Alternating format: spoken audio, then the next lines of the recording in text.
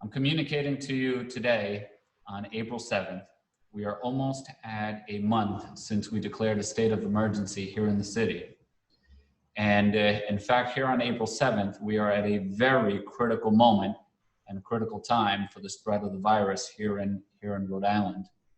We know that the number of positive cases continues to rise. The number of hospitalized cases continues to rise. The number of cases in intensive care are rising. The number of cases on ventilators are rising. And most unfortunately, the number of deaths continue to rise. Unfortunately, we know that the numbers are going to continue in that same direction, at least for a matter of weeks.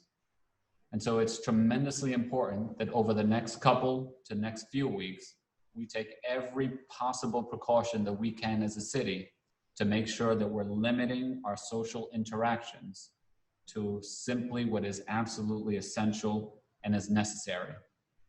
I repeat, these next few weeks are absolutely critical, and we need to do everything that we can to limit our social interactions in this time.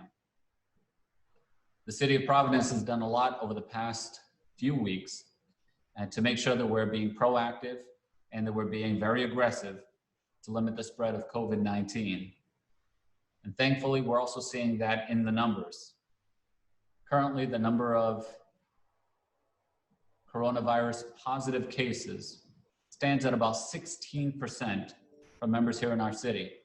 I remind you that our population is about 18% of the state. And so we're trending below the state average. And that's even considering the population density that we have here in our city and the fact that we're the center of civic, commercial, and social life. So that is certainly encouraging and certainly positive. And I appreciate everything that everyone has done to keep our numbers relatively down however we can. However, we also know that there are a lot of people in our community that still aren't taking this as seriously as they need to, and that aren't taking all the precautions that we have asked them to. It's simply not fair that while people are sacrificing to keep our most vulnerable residents safe, that some people aren't doing their part. That's why today I'm announcing that we are taking the next necessary step to ensure that we limit the spread, and that is that we will be closing all city parks, our green spaces, our sports fields, our courts, and off-road trails, effective at noon today, April 7th, and that will continue until May 1st. The park closures include Roger Williams Park, Blackstone Boulevard, Pleasant Valley Parkway, the North Burial Ground, and other off-road bike trails throughout the city of Providence.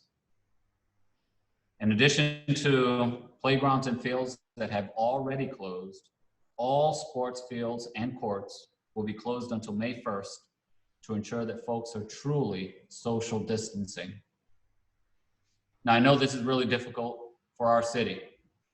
It's difficult for a number of reasons, beginning with the fact that it's getting warm out, and it's the time of year where most people are using the parks. And given that we have been social distancing for the past several weeks, I know that folks are anxious to get out there and spread their legs.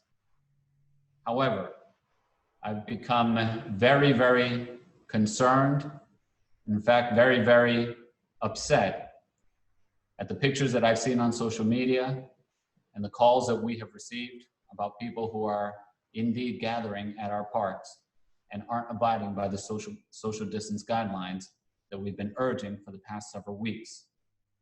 And I know that this is difficult for our city. We don't have sprawling backyards in most of our triple deckers throughout the city. And our public parks are our family's backyards. However, this is a necessary step, particularly that we need to take at this moment in time. And we need to use this to encourage more people to do the right thing and just simply not gather in groups. This is a matter of common sense. However, we must enforce this to make sure that everybody is safe, because not everybody is using their common sense. In addition to these park closures, I'm also announcing that starting tomorrow, all golf courses in the city will be closed. This includes Triggs Golf Course.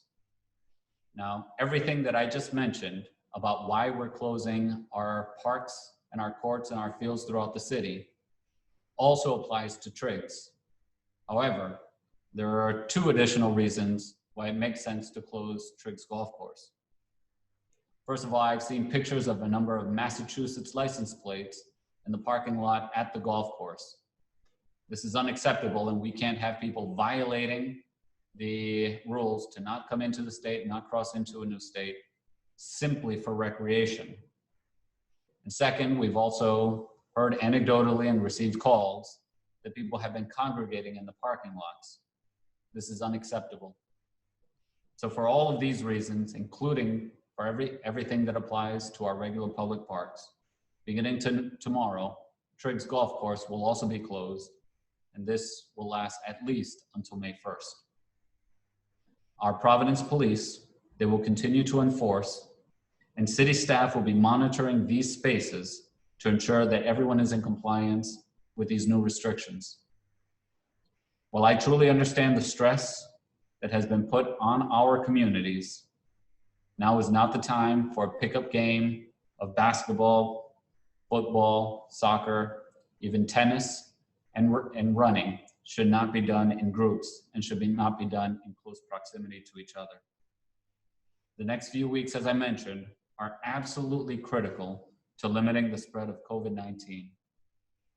And it's also important to ensure that individuals are avoiding all forms of gatherings that can increase the risk of transmission in our city. And that's why we're taking these steps to limit access to the places where people gather.